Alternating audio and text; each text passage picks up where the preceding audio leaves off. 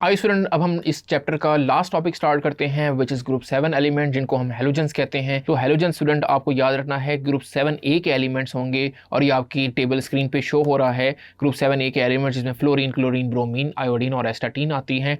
आइए स्टूडेंट, अब हम इनकी एटॉमिक एंड फिजिकल प्रॉपर्टीज़ को देखते हैं। तो सबसे पहले आता है ट्रेंड इन एटॉमिक रेडियस। इसका वही ट्रेंड है स्टूडेंट जो हम बार बार पढ़ते आ रहे हैं। जैसे जैसे आप ग्रुप में मूव करते हैं क्योंकि एटम का साइज़ बढ़ता है। वजह क्या है? क्योंकि इसमें फोर्स ऑफ अट्रैक्शन कम होती है, न्यूक्लियस से फासला बढ़ता जाता है, शेल नंबर बढ़ते जाते हैं, नंबर ऑफ इलेक्ट्रॉन्स बढ़ते जाते हैं। तो ये चीज़ें हम पहले पढ़ते आए हैं। तो जनरली आपको क्या मिलेगा? फ्लोरीन का साइज़ कम होगा, क्लोरीन का बढ़ जाएगा, ब्रोमीन और आयोडीन का इस तरीके से इंक्रीजिंग ट्रेंड मिलेगा। फिर हम अगर इलेक्ट्रोनेगेटिविटी का ट्रेंड देखें तो स्टूडेंट सबसे ज़्यादा जो इलेक्ट्रोनेगेटिव है वो फ्लोरीन होगा। उसकी रीज़न ये है कि जैसे जैसे हम पीरियड मूव करते हैं तो एक्चुअली साइज़ छोटा होता जाता है। जितना साइज़ छोटा होगा उतने उसके पास अफिनिटी होगी, यानी वो उतना ज़्यादा इलेक्ट्रॉन पेयर जो शेयर हुआ है उसको वो अपनी तरफ खींचने की सलाहियत रखेगा। तो फ्लोरीन की इलेक्ट्रोनेगेटिविटी हम जानते हैं 4.0 होती है, सबसे ज़्यादा हाई होती है। उसकी वजह यही होती है कि उसका साइज सबसे ज़्यादा छोटा है।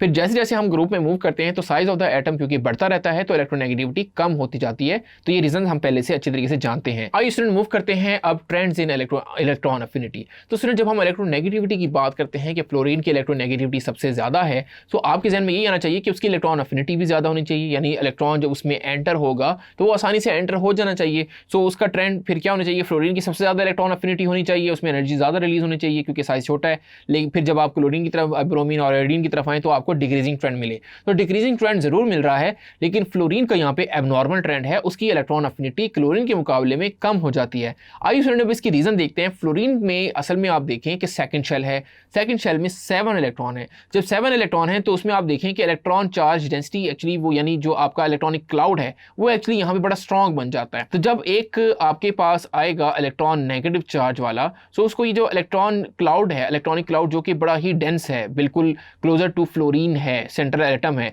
तो वो उसको रिपेल करेगा। जब रिपेल करेगा तो इलेक्ट्रॉन की अफिनिटी वहां पे एक्चुअली क्या हो जाएगी? कम हो जाएगी। ये रीजन है इलेक्ट्रॉन की अफिनिटी कम होने का with fluorine atom. So hopefully student ये आपको ट्रेंड अच्छे से समझ आ गया होगा। बढ़ते हैं next atomic and physical property जिसमें trend in melting in boiling point है। यहाँ पे स्टूडेंट याद रखें क्योंकि हमारे पास फ्लोरीन जो है वो डाई एटॉमिक मॉलिक्यूल है, F2 है, फिर Cl2 है, फिर क्योंकि फ्लोरीन क्लोरीन फिर ब्रोमीन आ जाता है Br2, फिर आ जाता है आयोडीन I2। तो generally melting and boiling point यहाँ पे जब हम टॉप टू बॉटम आएंगे तो इनके इंक्रीजिंग ट्रेंड आपको मिलेगा। जब टॉप टू बॉटम आएंगे तो आपको इंक्रीजिंग ट्रेंड मिलेगा। अब उसकी रीज़न क्या है स्टूडेंट? उसकी रीज़न ये है कि हम जानते हैं फ्लोरीन F2 की फॉर्म में होगा तो बहुत सारे फ्लोरीन के एलिमेंट जो हैं वो नॉन पोलर इन नेचर होंगे। जब नॉन पोलर इन नेचर होंगे तो उनमें कौन सी फोर्सेज होती हैं? Instantaneous dipole induced dipole forces होती हैं। तो स्टूडेंट जब एटम का साइज बढ़ता है, क्योंकि जैसे जैसे आप टॉप टू बॉटम आ रहे हैं तो size of the atom actually क्या हो रहा है? इंक्रीज हो रहा है। जब इंक्रीज हो रहा है तो इसका इलेक्ट्रॉन इसके इलेक्ट्रॉन को एक्चुअली क्या करेगा? आसानी से डिस्टॉर्ट कर सकता है, यानी शक्ल में बिगाड़ लेके आ सकता है बड़े साइज वाला मॉलिक्यूल। तो उसमें ज़्यादा नेगेटिव चार्ज का आसानी से नेगेटिव एक तरफ हो जाएगा, पॉजिटिव एक तरफ हो जाएगा।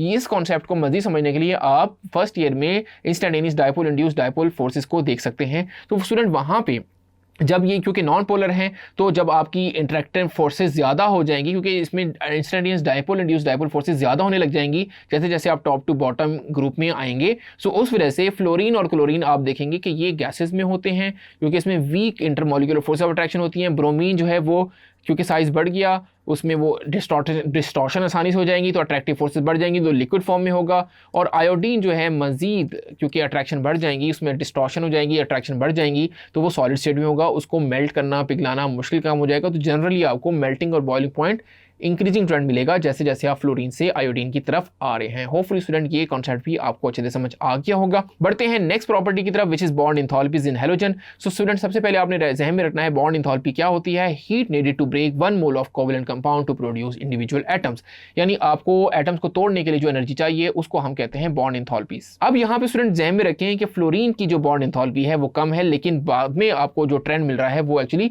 डिक्रीजिंग ट्रेंड मिल रहा है। यहाँ पे स्टूडेंट एक चीज आपको ज़हन में रखनी है कि जैसे जैसे डिस्टेंस बढ़ता है, लेट सपोज अब ये स्मॉलर मॉलिक्यूल है उसका डिस्टेंस ये कम है, सो उसको तोड़ना मुश्किल काम है। लार्ज साइज वाले जो मॉलिक्यूल हैं उनको तोड़ना आसान है क्योंकि उसमें एक्चुअली बॉन्ड डिस्टेंस आपका बढ़ जाता है तो उसको ब्रेक करना ईजी होता है। ये चीज़ हम पहले समझते आए हैं फर्स्ट ईयर में।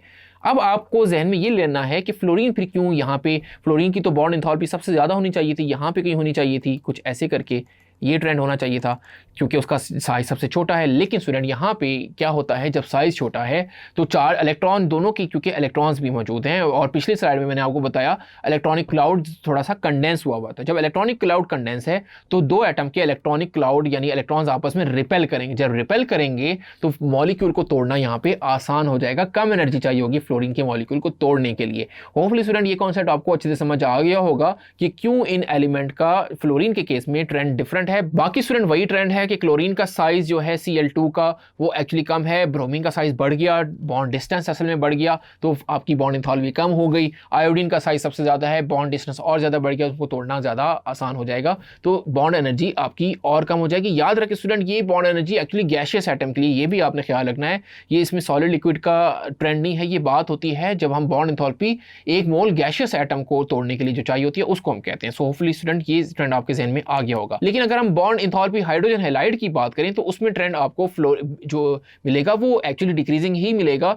यहाँ पे HF आ जाएगा। अब HF में क्या होता है, फ्लोरीन का साइज क्योंकि छोटा है वो हाइड्रोजन के साथ अटैच है, वहां पे उसके पास लोन पेयर नहीं है हाइड्रोजन के पास, तो वो इलेक्ट्रॉनिक जो रिपल्शन थी वो यहाँ पर नहीं है क्योंकि पहले दो फ्लोरीन के एटम अटैच थे। ये जहन में आपने रखना है, दोनों का इलेक्ट्रॉनिक चार्ज जो क्लाउड था दो फ्लोरीन एटम का वो ज्यादा था क्योंकि फ्लोरीन के आखिरी शेल में 7 इलेक्ट्रॉन थे। लेकिन यहाँ पे जब HF आ गया तो हाइड्रोजन के पास तो एक इलेक्ट्रॉन है, तो वहां पे वो इंटर इलेक्ट्रॉनिक रिपल्शन नहीं होगी। सो होपफुली ये जहन में आपके आ रहा होगा। सो जब अब HF का जो बॉन्ड एंथैल्पी है वो सबसे ज्यादा हो जाएगी क्योंकि फ्लोरीन का साइज छोटा है, और जैसे जैसे आप आते जाएंगे ग्रुप में नीचे यानी HCl में आए, HBr में आए, HI में आए, तो चूंकि साइज एटम का इंक्रीज हो रहा है, सो आपका जब साइज इंक्रीज होगा बॉन्ड डिस्टेंस इंक्रीज होगा, तोड़ना आसान हो जाएगा, तो बॉन्ड एंथैल्पी आपको कम मिलेगी। ये सारे कॉन्सेप्ट आप अच्छे से जहन में बिठा के इनको याद कर सकते हैं। Thank you.